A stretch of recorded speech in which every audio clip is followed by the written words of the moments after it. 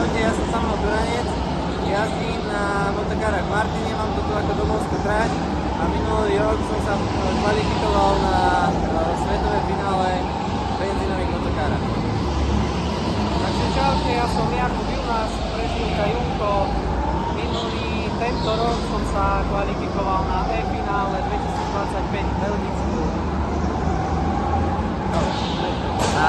Jany, čo ťa priviedlo ku kartingu? Ku kartingu ma priviedol v podstate kamarát, ktorý mi to tu prvýkrát ukázal, že tu také niečo vôbec existuje a zobral ma sem, zajazdili sme, hneď vtedy sme jazdili vlastne na rýchlejšej, bolo to v roku 2018. A čo považuješ za svoj najväčší úspech? Za svoj najväčší úspech považujem pravdepodobne umiestnenie minulý rok v národnom rebríčku. Ty si bol vlastne na medzinárodnom finále v Campios.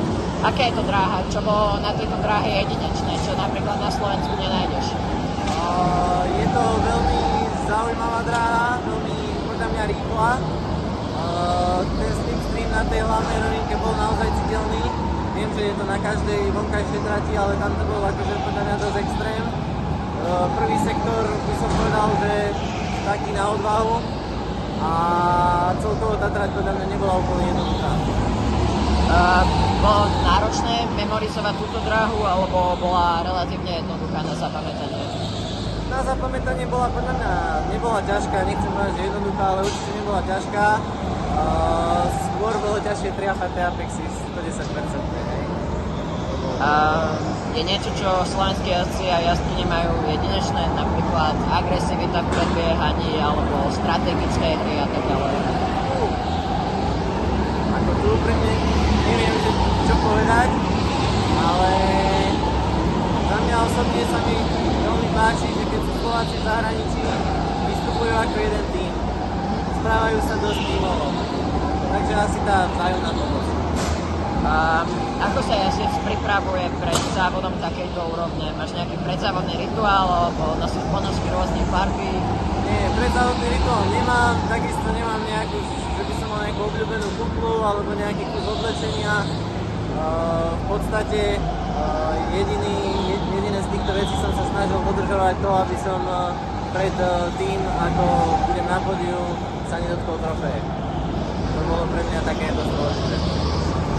Čo je jedna vec, čo ťa Campios a SVS finále naučili? Čo ma naučil, že keď niečo naozaj chceš, tak sa to nevzdávaj a skúsi to. Stojí to za to. A teraz otázka od Paťa Palfiho. Je nejaký entry fee na finále a ak hej, tak koľko? Paťovi gratulujem, dneska tu mal 2 druhé miesta. Po vstupe na finále si neviem, či si určuje priamo okruh, alebo to určuje slody, ale každopádne bývajú rozdielne. Konkrétne ja som mal 590 €. Plus samozrejme tréningy. Jeden tréning stal 40 €. Okay, díky. Teraz Jakub, koľko si mal rokov, keď si začal s kartingom a prečo si začal a kde?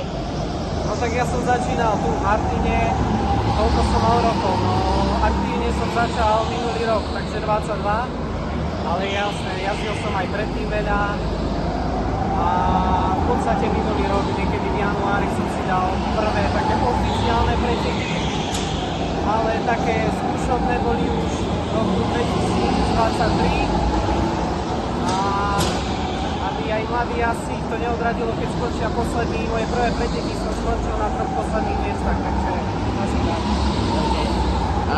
Jazdívaš teda aj na benzínových motokárach a aj na elektrických. Ktoré ťa viacej bavia a prečo? Tak mňa bavia obidvoje motokári, všetko má niečo do seba. Samozrejme, benzínové sú benzínové, to je základ, takže baví ma aj to, ale mne asi viacej vyhovuje elektrika kvôli tomu, že je citlivejšia od toho. Vamre má dráhu s veľkým množstvom elevačných zmien.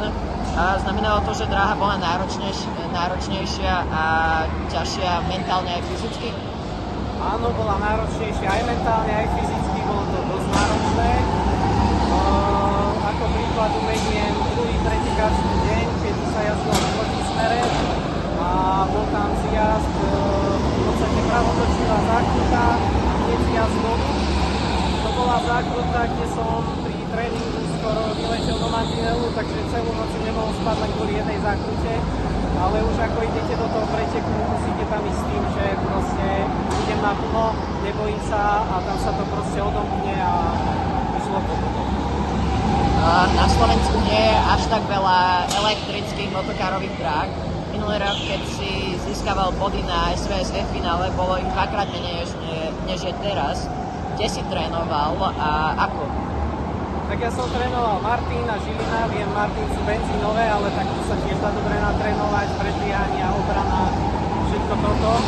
A na elektrických som jazdil iba Žilinu, čisto Žilinu. Tento rok už sa to zmenilo, ale minulý to bola len Žilina. Mal si nejakého rivala na e-finále, ktorému si vždy bojoval, alebo si sa proti nemu porovnával? Tak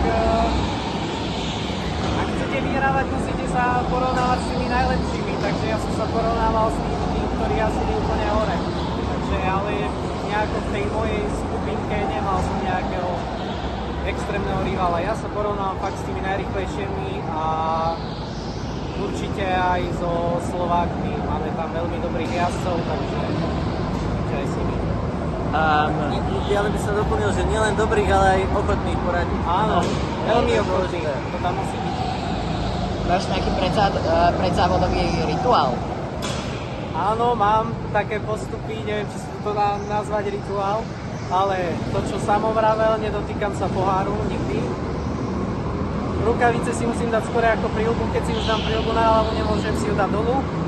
A v dokári vždycky nastupujem z pravej strany, vždycky ho musím obkrúžiť a nastúpiť z pravej strany pravou nohou, pretože pravá noha je plyn a to je rýchlosť. A rovnako ako som sa pýtal Janiho, znova otázka Paťa Palfiho, je nejaký entry fee na finále a aké tak koľko? Áno, na elektrické teraz v Belgicku bolo 400 € plus tá finálna ceremónia sa priplácalo za každého, kto tam chcel byť 50 €. Ale ten základ bol 400 €. Dobre, díky, takže.